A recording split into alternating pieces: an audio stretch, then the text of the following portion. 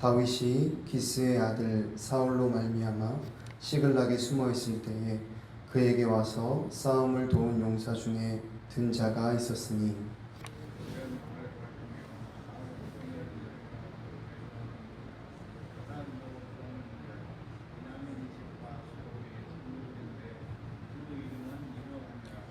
그 우두머리는 아히에셀이요 다음은 요아스이니 기브아 사람 스마의 두 아들이요 또 아스마웻의 아들 여시엘과 벨렛과 또 브라가와 아나돗 사람 예후와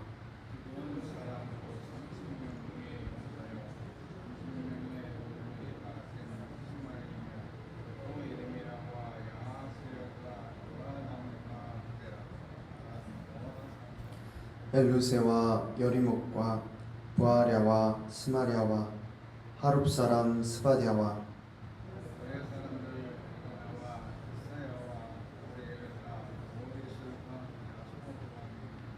그돌 사람 여로함의 아들 요엘라와 스바랴더라.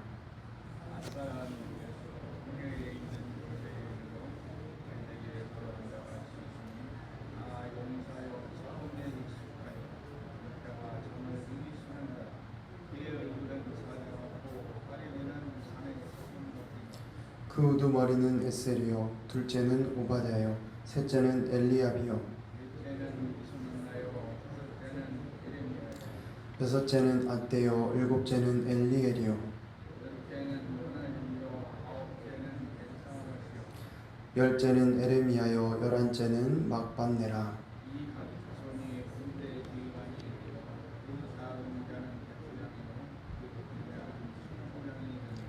정월에 요단 강물이 모든 언덕에 넘칠 때에 이 무리가 강물을 건너서 골짜기에 있는 모든 자에게 동서로 도망하게 하였더라.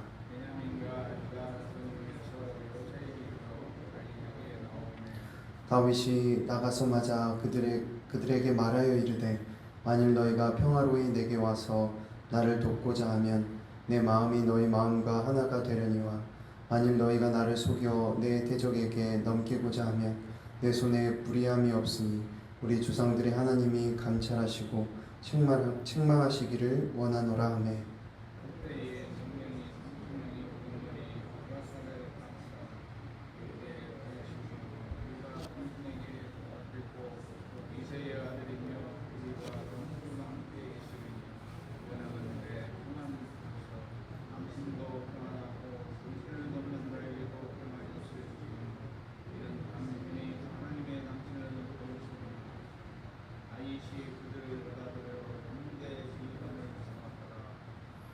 다윗이 전에 블레셋 사람들과 함께 가서 사울을 치려할 때에 므낫세 지파에서 두어 사람이 다윗에게 돌아왔으나 다윗 등이 블레셋 사람들을 돕지 못하였으므 블레셋 사람들의 방백이 서로 의논하고 보내며 이르기를 그가 그의 왕 사울에게로 돌아가리니 우리 머리가 위태할까 하노라 함이라.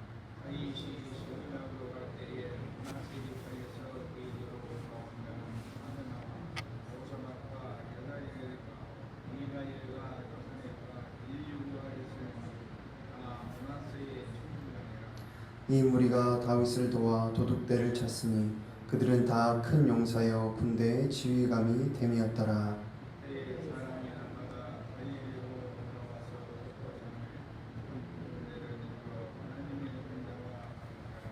아멘.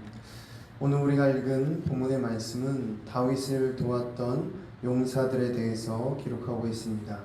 먼저 1절부터 7절에서는 다윗이 사울을 피해 블레셋 시글락에 숨어 있을 때 다윗을 돕기 위해 왔던 베냐민 지파의 용사들을 기록하고 있습니다.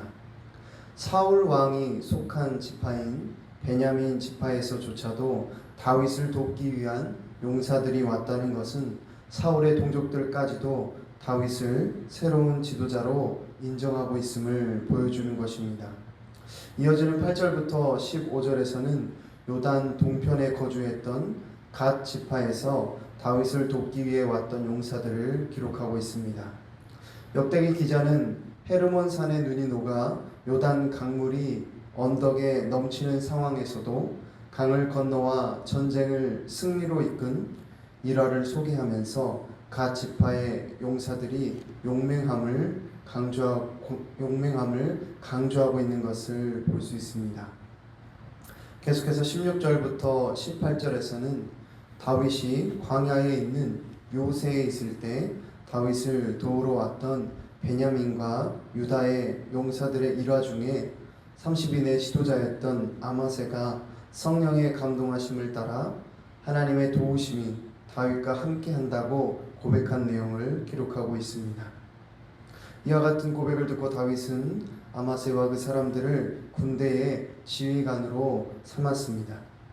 마지막으로 19절부터 22절에서는 다윗이 블레셋 사람들과 함께 사울을 치러 가려고 하다가 다시 돌아오는 과정 중에 찾아온 므낫세 지파의 7 용사들을 기록하고 있습니다.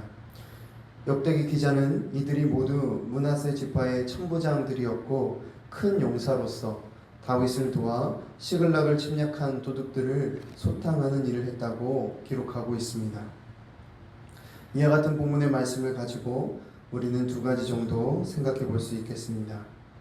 첫 번째로 생각해 볼 수 있는 것은 다윗의 용사들은 육신의 안위보다 하나님의 뜻을 더욱 중요하게 여겼다는 것입니다.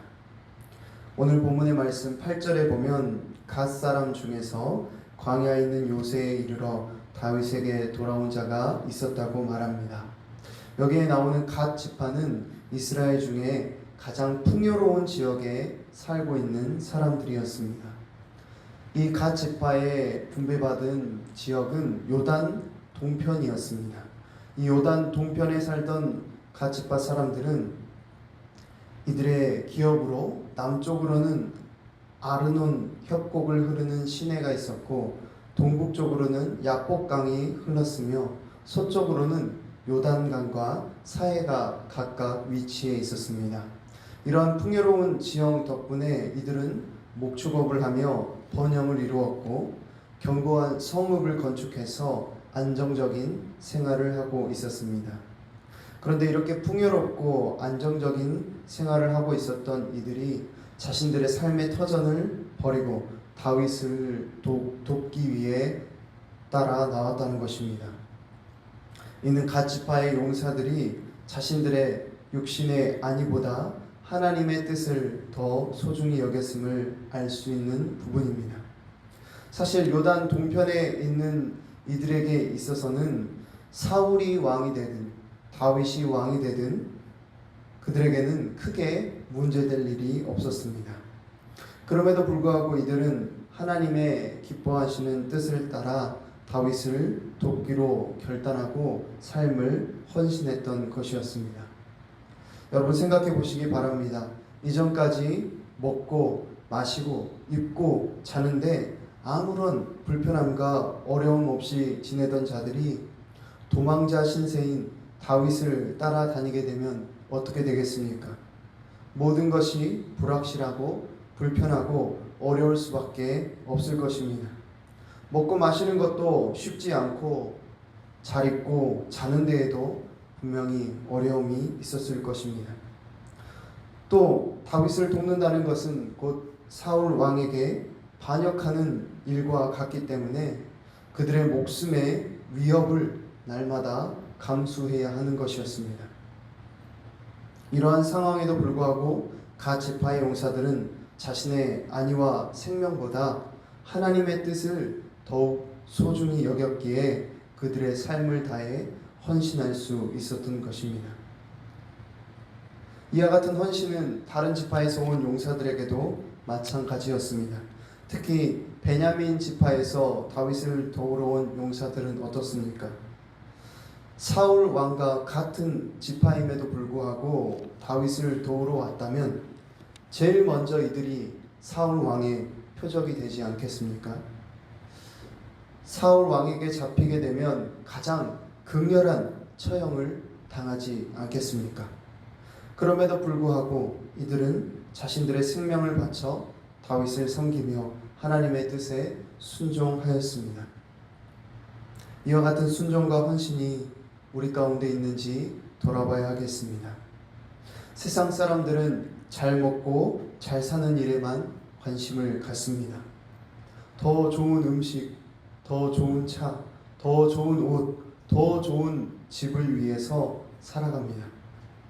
그러나 우리 그리스도인들은 어떠해야 합니까? 육신의 안위와 풍요보다 하나님의 뜻을 더 소중히 여기며 하나님이 기뻐하시는 일이라면 우리의 생명이 위협을 받는다 할지라도 헌신하며 주님을 섬겨야 할 것입니다. 우리는 이미 예수 그리스도의 십자가 은혜로 말미암아 그러한 헌신과 사랑을 받았습니다. 이 자리에 함께한 저와 여러분이 십자가의 사랑을 먼저 받은 자로서 이제 우리의 삶을 하나님께 드리며 하나님 나라를 위해 헌신하며 살아가는 그러한 은혜가 가득하게 되기를 바랍니다. 두 번째로 우리가 기억해야 할 것은 하나님 나라를 위해 헌신하는 자를 하나님께서 도우시며 책임져 주신다는 것입니다. 오늘 본문에서는 다윗을 도우러 온 용사들의 이름을 기록하면서 그들이 다윗을 도우러 왔을 때의 상황들이 어떠했는지를 설명하고 있습니다. 오늘 1절 말씀에도 보면 다윗이 기스의 아들 사울로 말미암아 시글락에 숨어 있을 때라고 그때의 상황을 설명하고 있는 것을 볼 수 있습니다. 또 8절 말씀에는 다윗이 광야의 요새에 있을 때 갓 지파의 용사들이 도우러 왔다고 기록하고 있습니다. 이것은 다윗이 처한 상황이 얼마나 어려웠는지를 보여주고 있는 것입니다. 사울을 피해서 도망다니는 일이 얼마나 어렵고 힘들었는지 적군 블레셋에 숨어서 지내고 또 광야에서 요새를 만들어 지냈다고 말하고 있습니다. 여러분, 사실 다윗은 사울 왕을 대적한 적이 없습니다. 사울 왕에게 잘못한 것도 없습니다. 그저 다윗은 군대의 장관으로서 사울을 위해 최선을 다해 싸워서 승리한 것밖에 없었습니다. 그런데 그런 다윗을 시기한 사울이 다윗을 죽이려고 쫓아오고 있습니다. 여러분, 다윗의 마음이 얼마나 억울하고 답답하겠습니까? 또 다윗은 사울을 피해서 도망 다니면서 한순간도 그 마음을 놓을 수 없는 초긴장 상태에 있었을 것입니다. 인간적인 관점으로 봤을 때 이게 무슨 날벼락이요 저주와 같은 일입니까? 그런데 이러한 상황 가운데에서 본문 22절은 이렇게 기록하고 있습니다. 오늘 본문 22절의 말씀을 함께 읽어보겠습니다. 읽습니다. 그때 사람이 날마다 다윗에게로 돌아와서 돕고자 하며 큰 군대를 이루어 하나님의 군대와 같았더라. 아멘. 다윗이 사울 왕을 피해 도망다니며 여러 가지 어려움을 당할 때 하나님께서는 어떻게 하십니까? 많은 사람들을 보냄으로 다윗을 위로해 주십니다. 지금 당장은 사울을 피해 도망다니는 신세이지만 많은 용사들을 보내주심으로써 다윗이 하나님이 세우신 새로운 지도자임을 확신케 하시며 위로와 소망을 주신 것입니다.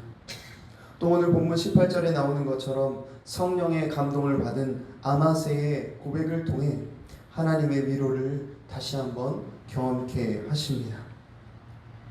다윗이 이러한 어려움 중에도 하나님의 도우심과 위로를 경험했기 때문에 이러한 하나님의 도우심과 위로를 노래하며 시편 23편에도 이렇게 고백하는 것입니다.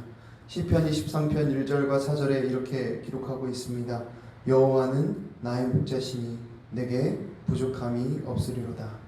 내가 사망의 음침한 골짜기로 다닐지라도 해를 두려워하지 않을 것은 주께서 나와 함께 하시니라. 주의 지팡이와 막대기가 나를 안위하시나이다. 아멘.